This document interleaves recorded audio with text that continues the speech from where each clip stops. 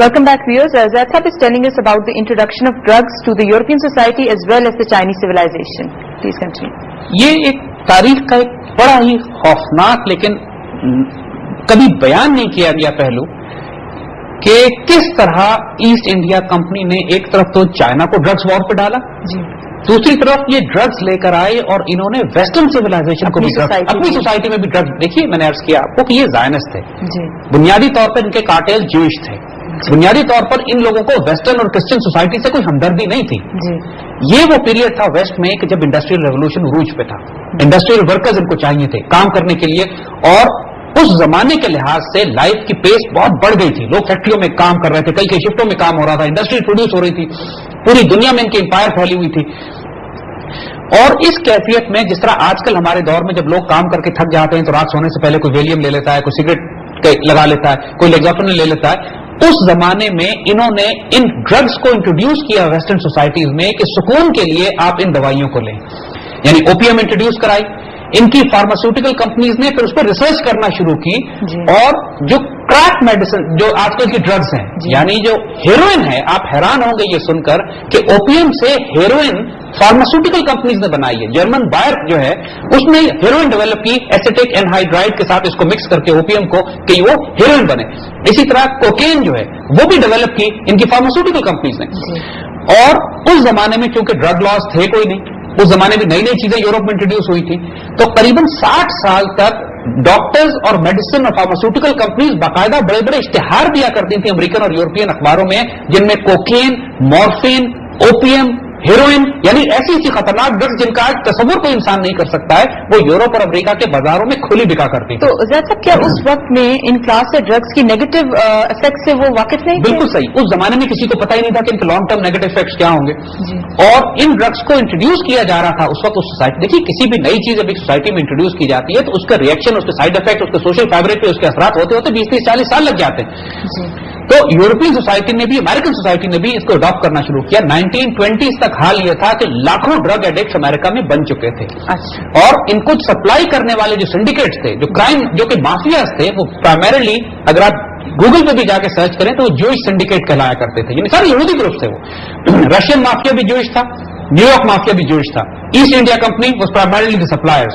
Production اچھا China میں جو انہوں نے پہلے ڈرگ بھیجنا شروع کی, نتیجہ اس کا یہ ہوا کہ پوری چینی قوم نہ صرف خود ڈرگ ایڈکٹ بنی بلکہ وہاں پہ دنیا کی بھی گلوبل اوپیم پروڈکشن اب چائنا چلی گئی اور چین سے ڈرگز آنا شروع ہوئی پوری دنیا میں تقسیم ہونے کے لیے.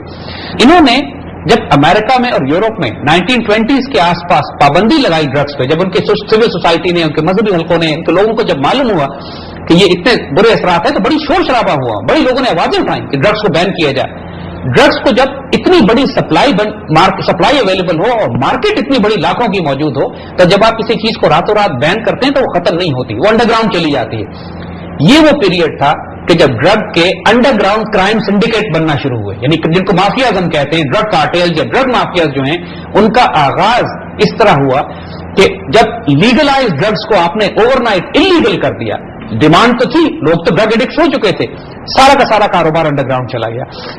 اور اس وقت سے لے کر آج تک ڈرگس کا کاروبار انلیگل انڈر گراؤنڈ کارٹیلز کرتے ہیں جو پوری دنیا میں پھیلے ہوئے, مافیاز جو کہلاتے ہیں, پوری دنیا میں پھیلے ہوئے ہیں. اس کی تفصیل ہم آپ کو بتائیں گے آگے. دیکھیے آج دنیا میں جو بڑی بڑی اکانومیز ہیں وہ 3 کموڈیٹیز میں ڈیل کرتی ہیں. یعنی دنیا میں جو اربوں ڈالر کا کام ہوتا ہے وہ کن 3 بڑی کموڈیٹیز میں ہوتا ہے.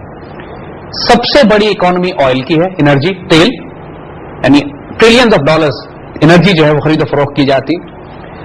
دوسری ہتھیار ہیں, ویپنز, وہ بھی billions and trillions of dollars میں ہتھیار دنیا میں فروخت ہوتے ہیں. یہ دونوں لیگل مارکیٹس ہیں, یعنی اوور دا ٹیبل دنیا میں ان کی کموڈیٹیز ایکسچینج میں یا ملک آپس میں کھل کے اسلحے کی تجارت کرتے ہیں یا تیل بیچتے ہیں. جو تیسری سب سے بڑی کموڈیٹیز دنیا میں ٹریڈ ہو رہی ہے وہ ڈرگز ہیں, ڈرگ اکانومی ہے. یو این کے فگرز ہیں کہ تقریباً 500 بلین 500 ارب ڈالر سے لے کر 1 ٹریلین ڈالر تک کی اکانومی ڈرگز کی ہے. جب اتنی بڑی مارکیٹ ہو اور وہ انڈر گراؤنڈ ہو اور وہ کرائم مافیا اور کارٹیل کنٹرول کرتے ہوں تو اس کی طاقت کا اندازہ کیجئے کہ کس طریقے سے یہ اکانومیز اور دنیا کو کنٹرول کرتی ہیں اور کتنے بڑے بڑے سٹیکس انوالوڈ ہیں, لوگوں کے بھی, بینکنگ سسٹم کے بھی. دیکھیے جب 500 ارب ڈالر की ड्रग इकोनॉमी है तो वो $500 अरब या $1 ट्रिलियन अरब कहां जाते हैं? They are cycled through the western Zionist banking system. अब हम इसकी तरफ आएंगे थोड़ा सा। तो नतीजा ये हुआ कि जब ड्रग्स 1920s और 30s में बैन करने के नतीजे में कार्टेल्स बने और अंडरग्राउंड में, क्योंकि खपत थी दुनिया में, तकसीम दुनिया में हो रही थी, इलीगल ट्रेड था, जाहिर है फिर क्राइम माफिया और सिंडिकेट्स ने डील करना था ये, और सारा क्राइम माफिया और सिंडिकेट और प्रोडक्शन जो थी वो चाइना और फार ईस्ट में हो रही थी, थाईलैंड में, बर्मा में, लाओस में, वियतनाम में, चाइना में, ये सारे रीजन में। और इत्तफाकन हुआ भी इस तरीके से कि वो रीजन सेकेंड वर्ल्ड वॉर के बाद अगर आप देखें तो जो कॉन्फ्लिक्ट जोन्स थे कम्युनिज्म के खिलाफ, वो वही रीजन बने जाके कि जहां पे ड्रग्स, जहां पे ओपियम पैदा हुआ करती थी। पहले फ्रेंच गए वियतनाम में, उसके बाद अमेरिकन गए बर्मा में, वियतनाम में, लाओस में, थाईलैंड में, उस सारे रीजन में। ये सारा इलाका गोल्डन ट्रायंगल कहलाता था। एग्जैक्टली इस पूरे खित्ते का नाम ही गोल्डन ट्रायंगल था, ड्रग्स की वजह से, ड्रग्स की वजह से थाईलैंड, बर्मा, लाओस और वो सारे इलाके जो है। और CIA चूंकि उन तमाम जगहों के ऊपर गुरिल्ला आर्मीज को सपोर्ट कर रही थी कि जो कम्युनिज्म के खिलाफ लड़ रहे थे, तो CIA अपनी फंड रेजिंग के लिए दुनिया की सबसे बड़ी ड्रग कार्टेल बन गई। यानी ये बात हम आपको बड़ी साफ बता रहे हैं कि दुनिया के सबसे बड़े ड्रग डीलर्स और सबसे बड़ी drug manipulating agency, drug transporting agency CIA है। और ये बातें हम अपनी तरफ से नहीं कह रहे, इसके ऊपर अब 700 सफ़े की किताबें लिखी गई हैं और इसके ऊपर इतना मटीरियल अवेलेबल है। और उसके बाद क्योंकि ड्रग मनी ऐसी होती है कि जिसके कोई ऑडिट नहीं है, कोई अकाउंट्स नहीं है, कोई हिसाब किताब नहीं है, कांग्रेस से अप्रूवल नहीं लेनी पड़ती आपको, US ट्रेजरी से ये पैसा निकल कर नहीं आता, तो पूरी दुनिया में जो खुफिया काम अलॉट किए गए CIA को, हुकूमतों के तख्ते उलटने हैं, बगावतें बर्पा करनी है, फौजें तैयार करनी है, जो क्लैंडस्टाइन ऑपरेशंस करने हैं US लॉ को बाईपास करके, वो तमाम CIA ड्रग मनी से स्पॉन्सर करना शुरू हो गया। एयर अमेरिका के नाम से एक एयरलाइन बनाई वियतनाम में इन्होंने, जिसका काम यह था कि जिन गुरिल्लास को, जिन मिलिशियाज को ये सपोर्ट कर रहे थे कम्युनिज्म के खिलाफ लड़ने के लिए, उनको as a gesture, as a token, as a favour to them, ये उनकी ड्रग्स लेकर आते थे और दुनिया में एक्सपोर्ट करते थे और दुनिया में ड्रग कार्टेल्स को दिया करते थे। Just again, you're mentioning about the CIA, and we know very little about CIA as an organization. Was it infiltrated by these Jewish and Zionist planners that you're talking about? देखिए, CIA infiltrated नहीं है, CIA crime syndicate है, वो बनाया इसी कामों के लिए गया था। जो मैंडेट था CIA का वो यही था कि इन्होंने पूरी दुनिया में हर वो काम करने हैं कि जो क्राइम गैंग्स, क्रिमिनल्स, टेररिस्ट्स, कू करने वाली एजेंसी, दहशतगर्द तंजीमें जो करती हैं, मैंने पहले भी देखी, हमने बात कही थी कि दुनिया की सबसे बड़ी दहशतगर्द तंजीम CIA है, जो मुल्कों के तख्ते उलटती है, पूरी फौजें क्रिएट करती है, बगावतें बर्पा कराती है, ड्रग मूव करती है एक जगह से दूसरी जगह पर, और वो तमाम काम के जो कानूनी तौर पर अमेरिकन कानून के तहत नहीं किए जा सकते हैं। पूरी इसकी मैं मिसाल आपको देता हूं। देखिए, साउथ अमेरिका में कॉन्ट्रा रेबल्स को ये सपोर्ट कर रहे थे, एक बगावत बर्पा करवा रहे थे। साउथ अमेरिका में मुख्तलिफ की बगावतें बर्पा कराते हैं। ये वो दौर था कि जब ईरान इराक जंग भी हो रही थी, 70s और 80s के पीरियड था ये। ईरान को असलहे की जरूरत थी, ईरान को जरूरत थी इस बात की कि सरफेस टू एयर मिसाइल जिसको मिल जाए और एंटी टैंक मिसाइल जिसको मिल जाए। ईरान ब्लैक मार्केट से तलाश करता फिर रहा था कि हमें कहीं से ये मिसाइल, कोई वेपन डीलर, कोई ब्लैक मार्केट में हमें मिल जाए।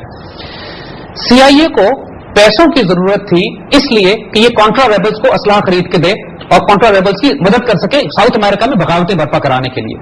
तो एक बहुत मशहूर केस है जिसको अगर आप गूगल पर भी सर्च करें तो ईरान कॉन्ट्रा अफेयर के नाम से आपको मिल जाएगा, जिसमें एक CIA का ऑफिसर था कर्नल ऑलिवर नॉर्थ। उन लोगों ने एक पूरा प्लान बिल्ड किया जिसको हम एक्सप्लेन करेंगे। जी जज साहब, इस पे हम कंटिन्यू रखेंगे the Iran Contra affair that you talking about, but after a break.